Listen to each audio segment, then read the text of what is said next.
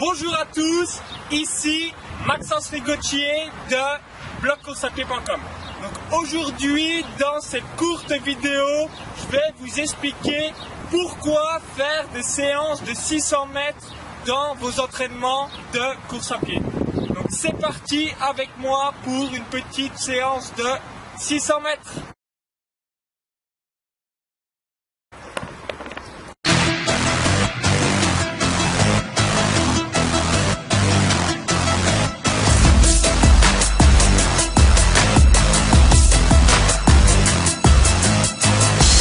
Alors tout d'abord, avant de faire une séance de 600 mètres, je vous invite à visionner ma vidéo quels sont les différents types d'exercices à faire avant un entraînement ou une compétition. L'idéal, c'est de faire entre 15 à 30 minutes de footing où vous échauffez vos jambes et votre corps et ensuite faire quelques différents types d'exercices pour être sûr que votre cœur et votre corps soient échauffés au maximum avant d'attaquer votre séance d'entraînement. Donc généralement, pour améliorer sa VMA, pour gagner en vitesse, etc., l'idéal est de faire des séances de 500 mètres, 600 mètres, des pyramides comme des 300, 400, 500, 600, 500, 400, 300 mètres, etc. Ça permet vraiment d'entretenir votre VMA et également de pouvoir augmenter en vitesse sur des 10 km, 5 km, etc.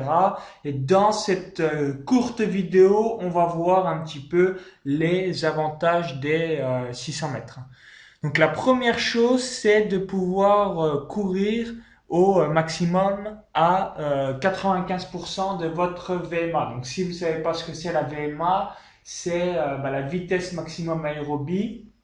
Alors j'ai fait également un article sur le blog par rapport à la VMA pour que vous puissiez la calculer et ensuite vous entraîner en fonction de votre VMA. C'est assez simple pour la calculer. Donc je vous invite à également aller sur mon blog pour visionner cet article.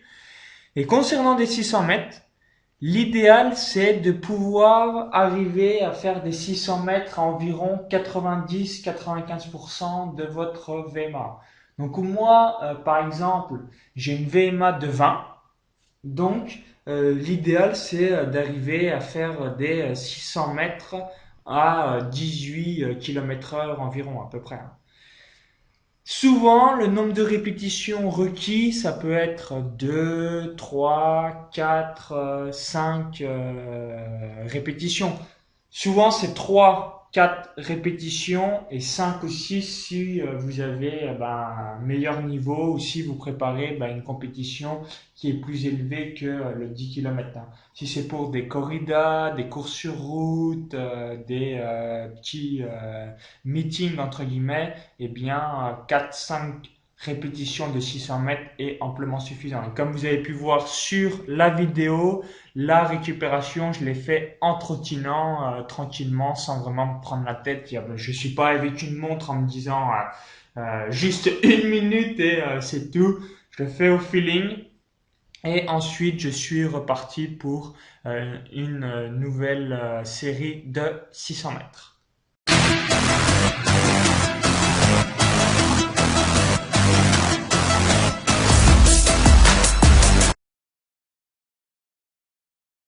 Conclusion, quels sont les bénéfices de faire des séances de 600 mètres dans vos entraînements de course à pied? Au final, pourquoi courir des 600 mètres? Des études ont montré que les efforts à allure et intensité élevée, par exemple comme les 500 mètres, 600 mètres, etc., étaient très appropriés pour développer votre VMA. Donc, concernant les efforts sur 600 mètres, l'idéal est d'être vers 90-95% de votre VMA pour ce type de séance, parce que c'est des séances où vous allez courir plus de 1 minute 10. Eh bien, par rapport aux différentes études qui ont été montrées, Pour entretenir ou augmenter votre VMA, l'idéal est de courir à 90-95%. Et ça, les séances de 600 mètres sont parfaites pour vous. La seconde chose concernant les 600 mètres, cela permet de casser la monotonie de vos entraînements. Ça va vous permettre un petit peu de varier par rapport à également des entraînements comme des pyramides, etc. Alors, quand programmer des 600 mètres dans vos entraînements? Alors, les séances de 600 mètres, c'est donc une séance de VMA. Elles peuvent être programmées tout au long de votre programme d'entraînement. L'objectif, c'est de mettre ce type de séance lorsque vous allez travailler un cycle de développement général. Quand vous dites pendant 3 mois, je vais préparer par exemple des 10 km ou des corridas. Vous dites une saison de ce type de course. Et bien là, vous pouvez programmer des séances de VMA type 500 mètres, 600 mètres, etc. pour accroître votre VMA. Parce que évidemment, si on néglige ce type de séance qui est quand même plus des types de séances quand même de vitesse, eh bien la VMA elle est jamais acquise pour toujours. Le but c'est toujours de l'entretenir un maximum pour augmenter ses performances ou avoir moins de difficultés quand vous allez courir ou même faire une compétition. C'est vraiment important de faire ce type de séance pour tous les éléments que je viens préciser juste avant. Si vous voulez moins souffrir en courant, si vous voulez casser la monotonie de votre corps, si vous voulez casser la monotonie de vos jambes et être plus à l'aise tout simplement en courant ou même en faisant un 10 km par exemple, eh bien ce type de séance est idéal pour vous. Alors combien de séries doit-on faire? Or, il n'y a pas vraiment de nombre de séries exact, ça dépend de plusieurs facteurs. Le premier facteur, c'est votre niveau. Le second facteur, c'est le type de préparation que vous allez faire par rapport à une compétition. Est-ce que vous préparez un 5 km, un 7-8 km, une corrida par exemple, un 10 km, etc. Et la dernière chose, c'est également comment êtes-vous à l'aise par rapport à ce type de séance. Est-ce que vous pouvez faire 3 répétitions, 4 répétitions, 5 répétitions, 6 répétitions? Il faut aussi ne pas se fracasser les jambes en se disant sur le plan d'entraînement c'est marqué 5 fois, je dois absolument faire 5 fois. Si ce type de séance ne vous convient pas, faut mieux faire que 4 fois et à l'inverse si c'est facile pour vous, vous pouvez faire une 6e fois, etc. Alors concernant la récupération, moi je pars du principe que de trottiner entre la ligne d'arrivée et la ligne de départ pour retourner de faire le 600 mètres, ça suffit. Je prends aussi quelques secondes avant de repartir également pour un nouveau 600 mètres. Donc grosso modo, ça peut être 1-2 minutes de récupération. Faut le faire également à un minimum à votre feeling. Mais idem, si vous repartez pour un 600 mètres, mais vous êtes exténué, vous n'en pouvez plus par rapport aux 600 mètres précédents, vous allez exploser et mal être dans votre peau. Donc une nouvelle fois, faites un minimum à la sensation.